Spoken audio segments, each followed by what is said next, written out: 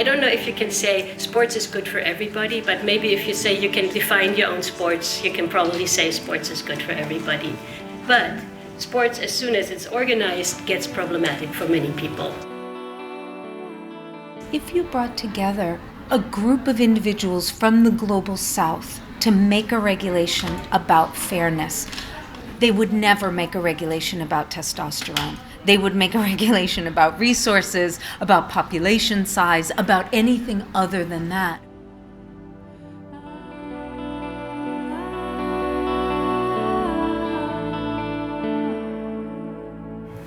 It was time for competition for inter-schools premier games. What about my parents never wanted me to go for the competition? She said, no, you are still young, you are too small. I thought that you would die on the track. I said, no, I've been doing some training. And then you went to the World Championship, so you were in the semi-finals.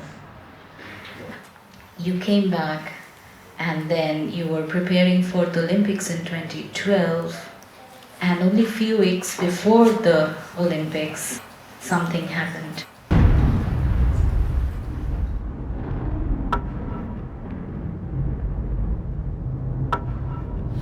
So in May 2011, the IAAF and also the IOC shortly thereafter released regulations that limit women's natural testosterone. And it was meant to be an end run or a clear break with the sex testing policies of the past, which were really about determining who was really a woman in their eyes.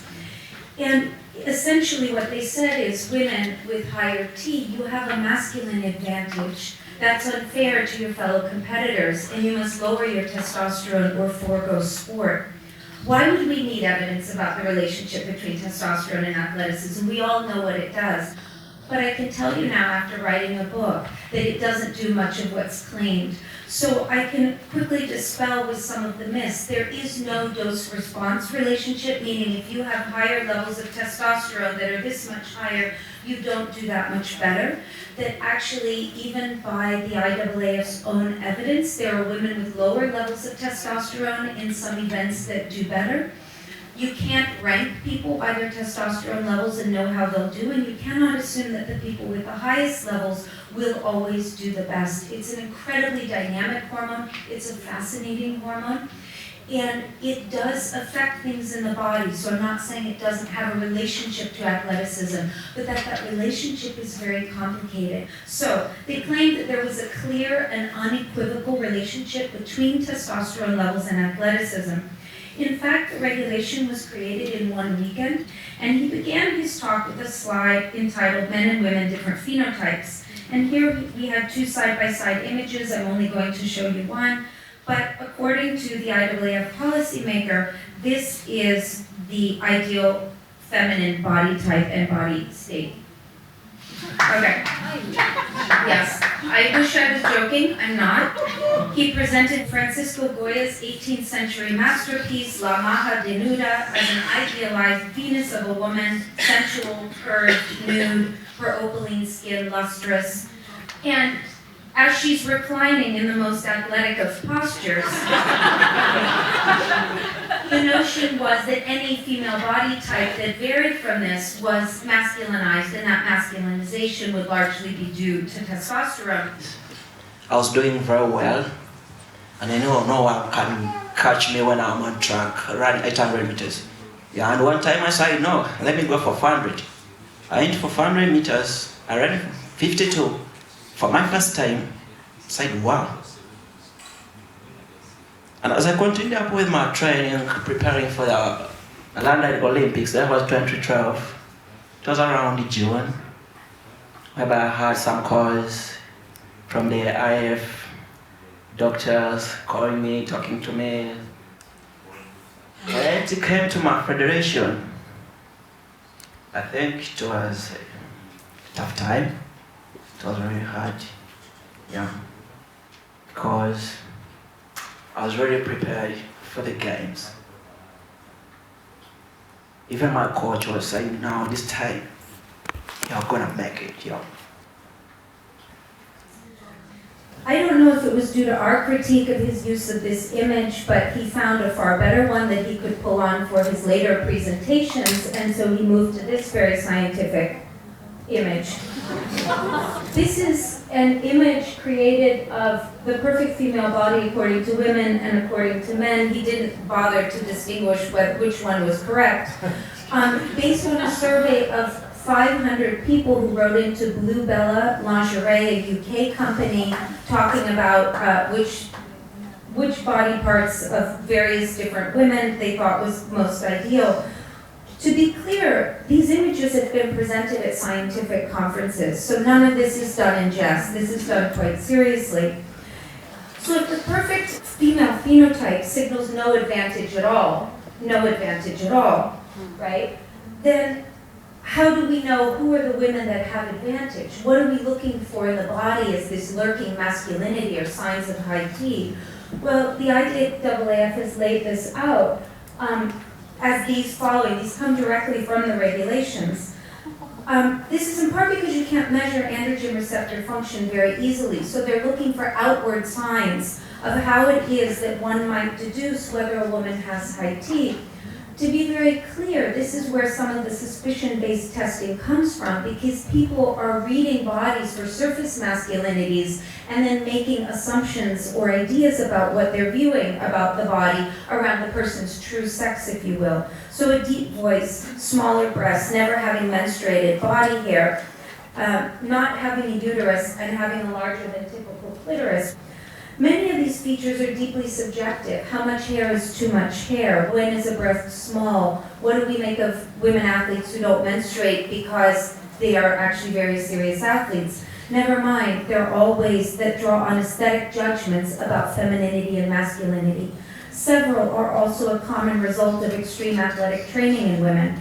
It is crucial here to understand that this list is not used alongside some objective measure or medical test for a woman's responsivity to testosterone. This is the test. People are scrutinizing you even before you have gone for a medical assessment. How you look, how you walk, everything, right? And those are very subjective. And those are often influenced by Western ideas of femininity. And you're imposing that on women from different parts of the world, whose ideals may not be same as yours. My manager came, he told me in a week's time we go for my checkup in the hospital. Yeah. When we reached there, they measured my chest, my whole body, let me say, the whole body. Yeah. And after that, the bad thing, they didn't give me any document from that hospital. And I was asking myself, really, what's going on? There was no informed consent taken during the medical investigation. Most of the conversations were in French between the manager and the doctors. Not only does high T supposedly provide an unfair advantage to women, but it at the same time apparently also makes them sick, according to the IAAF. So this is an important paradox, that the sick athletes are the ones with all of the performance advantage. Framing naturally high T in women as a health problem, they asserted that sports authorities had the duty within the context of medical ethics to identify women with high T and bring to them their good medical interventions. There's, of course, a very clear human rights aspect to essentially forcing operations on healthy bodies or healthy human beings. So that is a clear case for getting engaged. Also, sports is so visible that there is educational opportunities around LGBTQI issues in general. What people don't know is everyone has testosterone. You need it for all manner of functioning, not just for sex traits, right? But liver, bone, other things. So it's important that we undo that mythology and that we think of fairness in terms of justice and equity, not equality, but equity. I think we actually need to start with education, because the only way we're going to get regulations that don't harm people is to make sure that people actually understand the complexity of the issues and the harm that the regulations do. If you are lowering testosterone, surgically or pharmacologically. The kinds of side effects that come from this are in general that they diminish well-being, risking chronic weakness, depression, sleep disturbance, poor libido, adverse effects on the lipid profile, diabetes, and fatigue.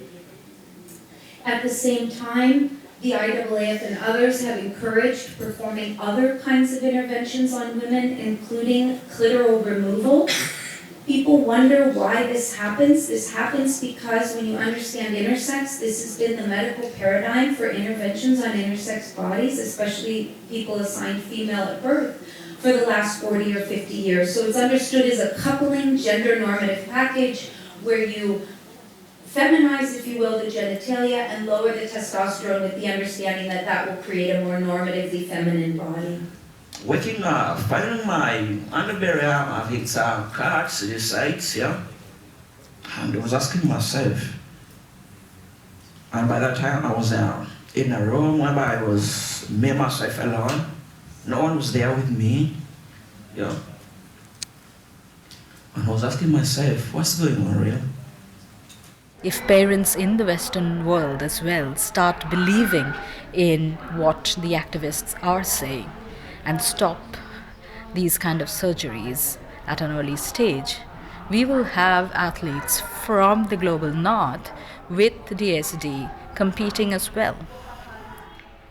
In those cases, are the governing bodies going to act in the same way is another question. What I told them is not what I did, yeah.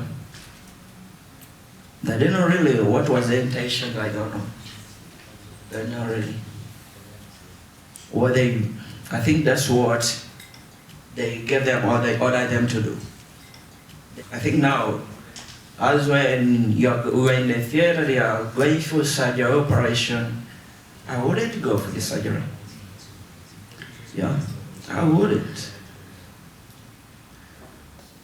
In the wake of this, initiated by South Africa, the UN passed a resolution number 40 in March, noting that these policies contravene international human rights norms and standards, including the right to equity and non-discrimination, the right to the highest attainable standard of physical and mental health, the right to sexual and reproductive health, the right to work and to the enjoyment of just and favorable conditions of work, the right to privacy, the right to freedom from torture and other cruel, inhuman, or degrading treatment and harmful practices, and the full respect for the dignity, bodily integrity, and bodily autonomy of the person.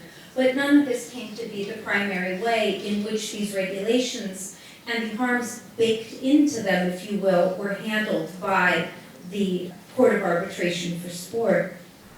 Because when they are doing these things, they're also taking for granted the fact that many of these athletes coming from the global south are not confident, equipped enough, often can't speak their language, and therefore a lot more vulnerable in these situations. That's what we see with Annette. People speaking in French in the room about her body, about her future, and she doesn't get to understand. You were never told that that you need to take hormone replacement therapy for the rest of your life, right, after the surgery? They think it is fine, but if this was a woman from the global north, well versed, knew about her rights, would they behave in the same way? So one of the ways that policymakers construe this as fair is precisely from their perspective as global north residents, because their concern is always already on biology, not only ignoring other aspects of biology that absolutely affect athleticism, but ignoring everything that is not biological that contributes to the creation of an elite athlete. This can include the psyche, this can include whether there's pollution or not, access to trainers, access to facilities, access to shoes, access to all of the things that people need to be an elite athlete.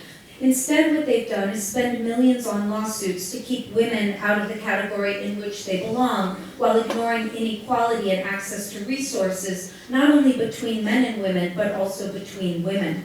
In keeping these processes confidential actually protects the governing bodies who are conducting these tests and these procedures. So you are also sort of asked to hide something.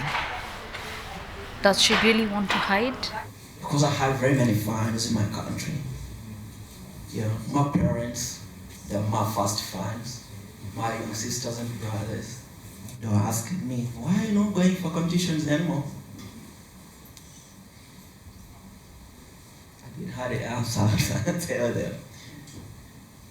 I tried to deceive them around, but as their parent, my mom, I think she understands. Yeah, because I told her one time what happened to me. Other parent, I think she understands. It wasn't an easy time. Why did you decide to talk about it after so many years? Because now I'm not alone. Many more on this world. But really, in sports, what they are doing is really not good. Yeah? I say down, I say now, I have to come out and I talk about this. Because I don't want my fellow athletes, also the young ones who are coming, to go through what I passed through. Yeah? Because me, I know the pain. For 7 years, I've struggled to train. As they did tell me, I'll live the rest of your life, you have to take medicine, you know.